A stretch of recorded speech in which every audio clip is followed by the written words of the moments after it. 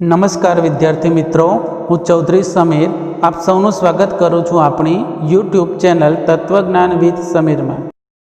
આ વિડીયોને લાઈક કરો, આપણી ચેનલને સબસ્ક્રાઈબ કરો અને બાજુના બેલ આઇકનને જરૂરથી દબાવો।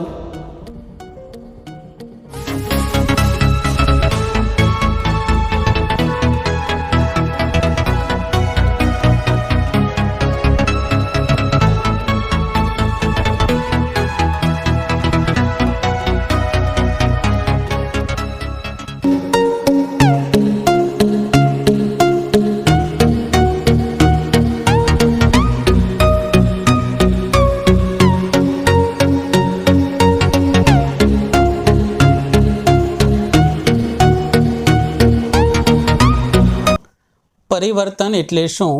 પરિવર્તનના નિયમો જણાવો। વિદ્યાર્થી મિત્રો, અગાઉના વિડીયોની અંદર સામ્યાર્થી અનુમાનના જે 7 પ્રકારની સમજ મેળવી હતી તેમાંથી બીજો પ્રકાર છે પરિવર્તન। તો સામ્યાર્થી અનુમાનનો જે આ બીજો પ્રકાર છે તેને આપણે આ વિડીયોની અંદર સવિસ્તાર સમજવાનો છે। વિદ્યાર્થી મિત્રો, નામ પ્રમાણે સમજીએ તો પરિવર્તન એનો અર્થ થાય અદલા બદલી કે ફેરબદલી। તો આ ટાઇટલને આધારે આપણે જાણી શકીએ છીએ કે અહીં પદોની ફેરબદલી થશે। કેવી રીતે તેના અર્થ દ્વારા સમજીએ। આધાર વિધાનના ઉદ્દેશ્ય પદને ફલિત વિધાનનું વિધેય પદ અને આધાર વિધાનના વિધેય પદને ફલિત વિધાનનું ઉદ્દેશ્ય પદ બનાવીને તારવવામાં આવેલા સામ્યાર્થી અનુમાનને પરિવર્તન કહે છે। ટાઇટલનો અર્થ સમજ્યા તે જ રીતે અહીં પદોની ફેરબદલી થઈ જાય છે કે આધાર વિધાનમાં જે પદ ઉદ્દેશ્ય પદના સ્થાને હોય તે ફલિત વિધાનમાં વિધેય પદના સ્થાને જતું રહે છે અને આધાર વિધાનમાં જે પદ વિધેય પદના સ્થાને હોય તે ફલિત વિધાનમાં ઉદ્દેશ્ય પદના સ્થાને આવી જાય છે। તો આ પ્રકારનું જે સામ્યાર્થી અનુમાન તારવીએ તેને કહેવાય પરિવર્તન। હવે પરિવર્તનના નિયમો સમજીએ। નિયમો। પ્રથમ નિયમ પદ અંગેનો નિયમ।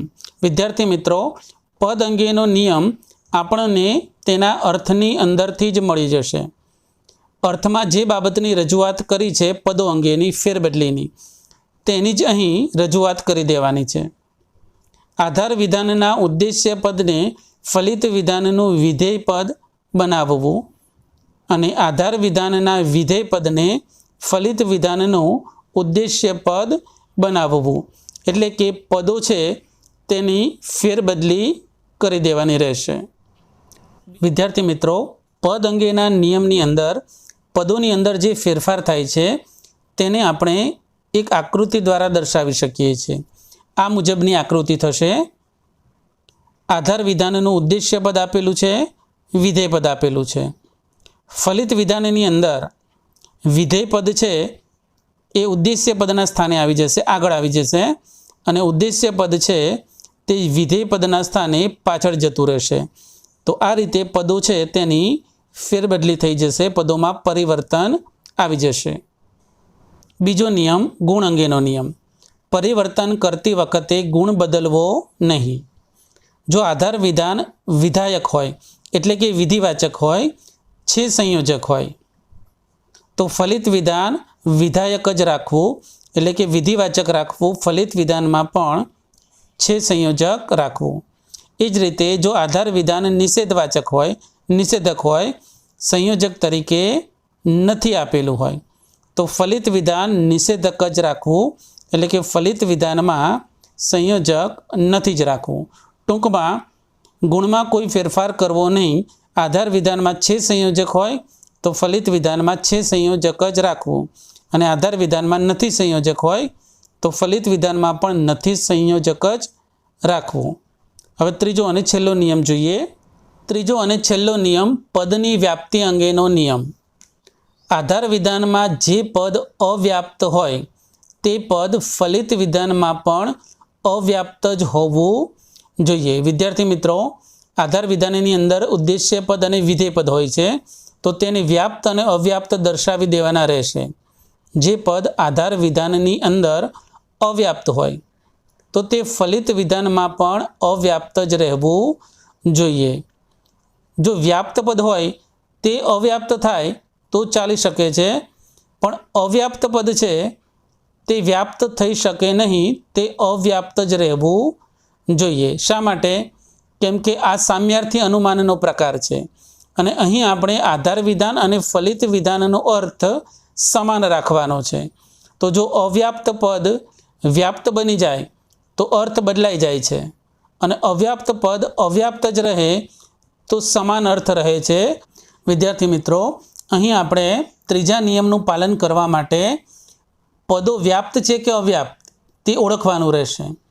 હવે પદો વ્યાપ્ત બનશે કે અવ્યાપ્ત તે અંગેનો વિડીયો આપણે બનાવી ચૂક્યા છે. પ્રકરણ 2ની અંદર વ્યાપ્ત પદ અને અવ્યાપ્ત પદ તેના વિશે વિસ્તારથી માહિતી મેળવી ચૂક્યા છીએ. તો જો તમને ફરીથી એ મુદ્દો યાદ કરવો હોય, રિવિઝન કરવું હોય તો હું ડિસ્ક્રિપ્શનની અંદર તેની લિંક મૂકી દઉં છું, તો તમે તેમાંથી તે શીખી શકશો. તો હવે ઉદાહરણ દ્વારા આ 3 નિયમો સમજીએ.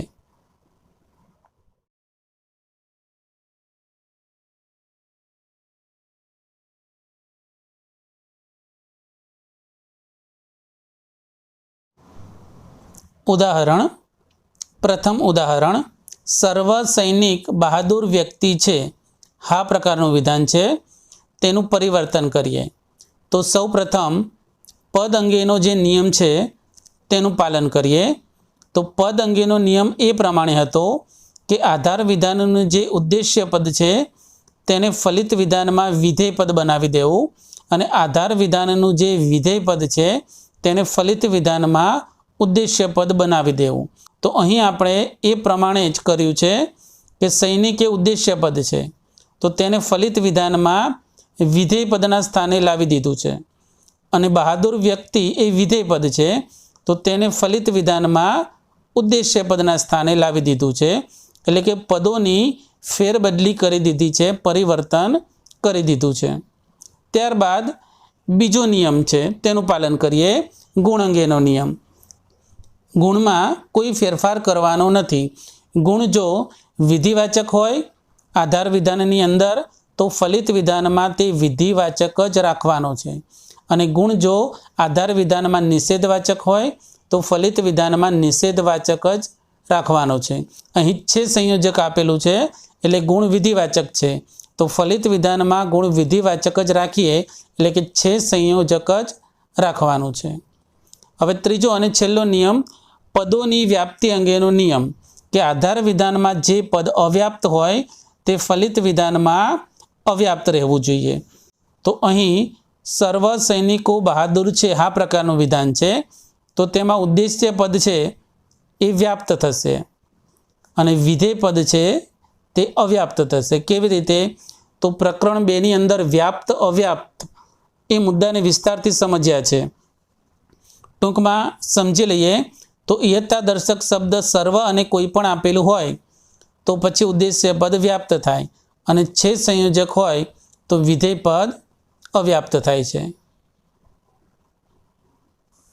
હવે ફલિત વિધાન છે તેમાં આ નિયમનું પાલન કરીએ તો બહાદુર વ્યક્તિ એ અવ્યાપ્ત છે તો નિયમ પ્રમાણે અવ્યાપ્ત રહેલું પદ આધાર વિધાનમાં ફલિત વિધાનમાં પણ અવ્યાપ્ત જ રહેવું જોઈએ. તો આ પદને આપણે અવ્યાપ્ત રાખવાનું છે, બહાદુર વ્યક્તિને. તો આ પદને આપણે રાખવાનું અવ્યાપ્ત. વ્યાપ્ત અવ્યાપ્ત થઈ જાય તો કોઈ પ્રશ્ન નથી, છે સંયોજક આપેલું છે તેથી આ પદ પણ અવ્યાપ્ત થશે. તો વ્યાપ્ત પદ અવ્યાપ્ત થઈ જાય તો ચાલી શકે છે, કોઈ વાંધો નહીં, પણ અવ્યાપ્ત પદ છે તે અવ્યાપ્ત રહેવું જોઈએ. હવે જો સર્વનું સર્વ ઇયત્તા દર્શક રાખીશું તો પછી આ પદ અવ્યાપ્ત નહીં રહે, વ્યાપ્ત થઈ જશે. કેમ કે સર્વ આપેલું હોય તો ઉદ્દેશ્ય પદ વ્યાપ્ત થાય છે. તો ઉદ્દેશ્ય પદ અવ્યાપ્ત કઈ જગ્યાએ હોય? એક દેશી ઇયત્તા દર્શક હોય ત્યાં, અને એક દેશી ઇયત્તા દર્શક શબ્દ છે કેટલાક. તો આ પદને અવ્યાપ્ત રાખવા માટે ઇયત્તા દર્શક શબ્દ બદલવો પડશે, સર્વનું કરવું પડશે કેટલાક. હવે આ પદ અવ્યાપ્ત જ રહેશે. તો આ પ્રમાણે હા વિધાનનું પરિવર્તન કરીએ તો હ વિધાન પ્રાપ્ત થાય છે. ઉદાહરણ નંબર 2. કોઈપણ વિદ્યાર્થી અવિવેકી વ્યક્તિ નથી ના પ્રકારનું વિધાન છે. પરિવર્તન કરવા માટે 3 નિયમનું પાલન કરીએ. પ્રથમ નિયમ એ પ્રમાણે છે કે આધાર વિધાનમાં જે ઉદ્દેશ્ય પદ છે તે ફલિત વિધાનમાં વિધેય પદને સ્થાને મૂકી દેવાનું, અને આધાર વિધાનમાં જે પદ વિધેય પદના સ્થાને છે તે ફલિત વિધાનમાં ઉદ્દેશ્ય પદના સ્થાને મૂકી દેવાનું. ટૂંકમાં પદોની ફેરબદલી કે પરિવર્તન કરવાનું છે. તો વિદ્યાર્થી ઉદ્દેશ્ય પદ છે તેને ફલિત વિધાનમાં વિધેય પદના સ્થાને મૂકી દીધું છે. અવિવેકી વ્યક્તિ એ વિધેય પદ છે તેને ફલિત વિધાનમાં ઉદ્દેશ્ય પદના સ્થાને મૂકી દીધું છે. હવે બીજા નિયમનું પાલન કરીએ, ગુણ અંગેનો નિયમ. ગુણમાં કોઈ ફેરફાર કરવાનો નથી. આધાર વિધાન વિધિવાચક હોય તો ફલિત વિધાન વિધિવાચક રાખવું, અને આધાર વિધાન નિષેધવાચક હોય તો ફલિત વિધાન નિષેધવાચક રાખવું. આધાર વિધાન અહીં નથી સંયોજકવાળું છે એટલે નિષેધવાચક છે, તો ફલિત વિધાન પણ નથી સંયોજકવાળું નિષેધવાચક જ રાખેલું છે. હવે ત્રીજો અને છેલ્લા નિયમનું પાલન કરીએ, પદોની વ્યાપ્તિ અંગેનો નિયમ. આધાર વિધાનમાં જે પદ અવ્યાપ્ત હોય તે ફલિત વિધાનમાં પણ અવ્યાપ્ત રહેવું જોઈએ. આ વિધાન ના પ્રકારનું છે. હવે પદોની વ્યાપ્તિ દર્શાવીએ તો સર્વ અને કોઈ પણ આપેલું હોય તો ઉદ્દેશ્ય પદ બને વ્યાપ્ત. નથી સંયોજક છે તો વિધેય પદ બનશે વ્યાપ્ત, કેમ કે વિધેય પદ માટે સંયોજક છે તે જોવાનું રહેશે. છે હોય તો અવ્યાપ્ત અને નથી હોય તો વ્યાપ્ત. હવે નિયમ એ પ્રમાણે હતો કે જે પદ આધાર વિધાનમાં અવ્યાપ્ત હોય તે પદ ફલિત વિધાનમાં પણ અવ્યાપ્ત રહેવું જોઈએ. પણ અહીં તો એક પણ પદ અવ્યાપ્ત આધાર વિધાનમાં છે જ નહીં. તો પછી હવે આપણે ઇયત્તા દર્શક શબ્દની અંદર કોઈ ફેરફાર કરવો નહીં પડે. એટલે જે પદ આપેલા છે એ વ્યાપ્ત છે તેને આપણે વ્યાપ્ત રાખીશું તો અર્થ બદલાશે નહીં. એટલે આ બંને પદોને પણ આપણે રાખીશું વ્યાપ્ત, અને ઉદ્દેશ્ય પદને વ્યાપ્ત રાખવું હોય તો ઇયત્તા દર્શક શબ્દ એનું એ જ રાખીએ કોઈ પણ. એટલે ત્રીજા નિયમનું પણ પાલન થઈ જાય છે અને અર્થ પણ બદલાતો નથી. હવે ત્રીજું ઉદાહરણ જોઈએ. ઉદાહરણ નંબર 3. કેટલાક ખેડૂતો મહેનતુ વ્યક્તિ છે હ પ્રકારનું વિધાન છે, તેનું પરિવર્તન કરીએ. તો પ્રથમ નિયમનું પાલન કરીએ કે આધાર વિધાનમાં જે ઉદ્દેશ્ય પદ છે તેને ફલિત વિધાનમાં વિધેય પદના સ્થાને લઈ જવું, અને આધાર વિધાનમાં જે વિધેય પદ છે તેને ફલિત વિધાનમાં ઉદ્દેશ્ય પદના સ્થાને લઈ જવું. ટૂંકમાં પદોની ફેરબદલી કે પરિવર્તન કરી દેવું.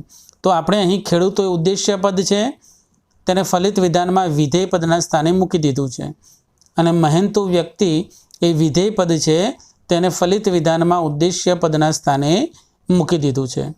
હવે બીજા નિયમનું પાલન કરીએ, ગુણ અંગેનો નિયમ. ગુણમાં કોઈ ફેરફાર કરવાનો નથી. આધાર વિધાન વિધિવાચક હોય તો ફલિત વિધાન પણ વિધિવાચક રાખવું. આધાર વિધાન નિષેધવાચક હોય તો ફલિત વિધાન નિષેધવાચક રાખવું. અહીં આધાર વિધાન વિધિવાચક છે સંયોજક આપેલું છે તો ફલિત વિધાનમાં પણ છે સંયોજક જ રાખીશું, ફલિત વિધાનને વિધિવાચક જ રાખીશું. હવે ત્રીજો અને છેલ્લો નિયમ, પદોની વ્યાપ્તિ અંગેનો નિયમ. કે આધાર વિધાનમાં જે પદ અવ્યાપ્ત હોય તે પદ ફલિત વિધાનમાં અવ્યાપ્ત જ રહેવું જોઈએ. કેટલાક ઇયત્તા દર્શક શબ્દ છે એટલે ખેડૂતો એ ઉદ્દેશ્ય પદ બનશે અવ્યાપ્ત. વિધેય પદ માટે સંયોજક જોઈએ, છે હોય તો વિધેય પદ અવ્યાપ્ત. અહીં બંને પદો અવ્યાપ્ત છે તો ફલિત વિધાનમાં પણ તે પદોને અવ્યાપ્ત જ રાખવાના છે. તો અવ્યાપ્ત પદને જો ફલિત વિધાનમાં અવ્યાપ્ત જ રાખવા હોય તો તેના ઇયત્તા દર્શક શબ્દ અને સંયોજક એમાં કોઈ ફેરફાર થઈ શકે નહીં. એટલે ઇયત્તા દર્શક શબ્દ કેટલાકનું કેટલાક જ રહેશે. એટલે હ પ્રકારનું વિધાન છે તેનું પરિવર્તન કરીએ તો હ પ્રકારના વિધાનમાં જ પરિવર્તન થશે. માત્ર પદો છે તે જ બદલાઈ જશે, એટલે કે તેનું પરિવર્તન થઈ જશે. હવે છેલ્લું અને ચોથું ઉદાહરણ જોઈએ. કેટલાક નેતાઓ ભ્રષ્ટાચારી નથી. આ ન પ્રકારનું વિધાન છે. તો તેનું પરિવર્તન શક્ય જ નથી. કેવી રીતે? તો તેને આપણે વિસ્તારથી સમજીએ. ન વિધાનનું પરિવર્તન કેમ શક્ય નથી સમજી લઈએ. ન વિધાનનું પરિવર્તન કરવાનો પ્રયત્ન કરીએ. પ્રથમ નિયમનું પાલન કરીએ. પ્રથમ નિયમ એવો હતો, પદ અંગેનો નિયમ, કે આધાર વિધાનમાં જે ઉદ્દેશ્ય પદના સ્થાને છે તેને વિધેય પદના સ્થાને લઈ જવું. તો નેતાઓને વિધેય પદના સ્થાને લાવી દઈએ. વિધેય પદના સ્થાને જે પણ પદ આપેલું હોય તેને ઉદ્દેશ્ય પદના સ્થાને લઈ જવું. તો ભ્રષ્ટાચારી તે પદને ઉદ્દેશ્ય પદના સ્થાને લાવી દઈએ. પદ અંગેના નિયમનું પાલન થઈ ગયું. હવે ગુણ અંગેનો નિયમ છે તેનું પાલન કરીએ કે ગુણ બદલવાનો નથી.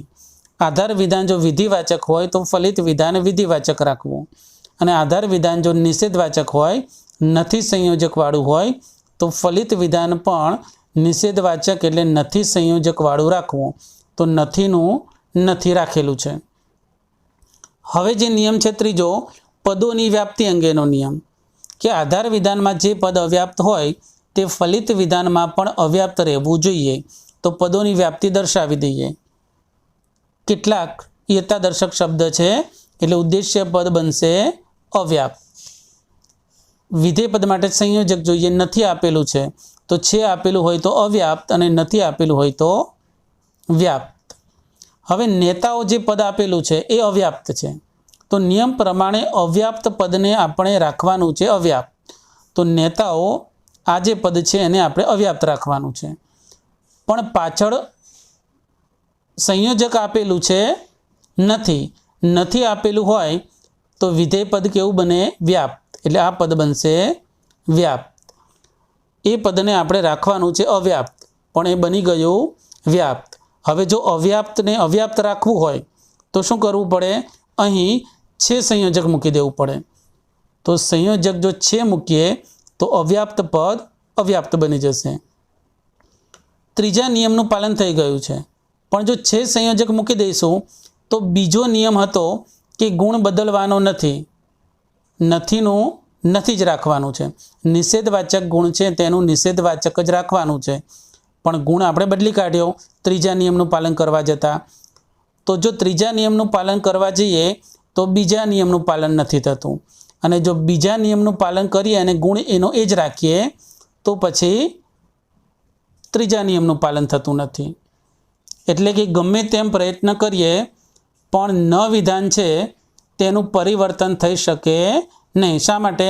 કેમ કે બીજા નિયમનું પાલન કરીએ તો ત્રીજા નિયમનું પાલન થતું નથી, અને ત્રીજા નિયમનું પાલન કરીએ તો બીજા નિયમનું પાલન થતું નથી.